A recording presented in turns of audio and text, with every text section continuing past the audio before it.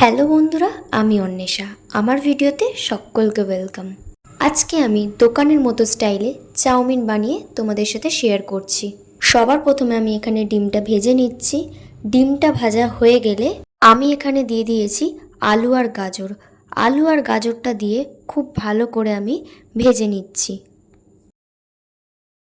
এরপর দিয়ে দিয়েছি 4টে কাঁচা লঙ্কা। এরপরে আমি দিয়ে দেবো কেটে রাখা পেঁয়াজ। এখানে আমি 2টো মিডিয়াম সাইজের পেঁয়াজ দিয়েছি। এরপরে সব সবজি আমি খুব ভালো করে ভেজে নিচ্ছি।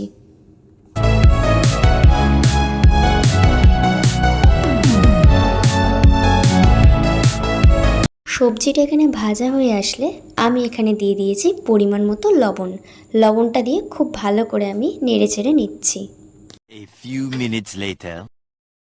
প্রায় 2 মিনিট পর আমার সবজিটা অনেকটাই ভাজা হয়ে গেছে। আমি এখানে দিয়ে দিয়েছি সিদ্ধ করে রাখা চাউমিনটা। এরপর আমি দিয়ে দেবো 2 চামচ মতো সয়া সস। এরপর আমি খুব ভালো করে চাউমিনটা ভেজে নিচ্ছি। চাউমিনটা একটু সময় ধরে ভেজে নিতে হবে।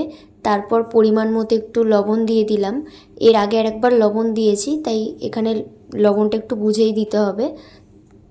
তারপর আমি একটু টমেটো সস দিয়ে দিয়েছি।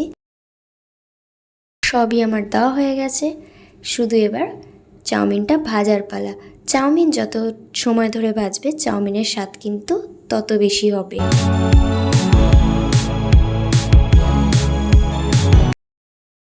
চাউমিনটা কিন্তু একেবারে রেডি হয়ে গেছে, তাই উপর দিয়ে একটু গোলমরিচের গুঁড়ো ছড়িয়ে দিলাম।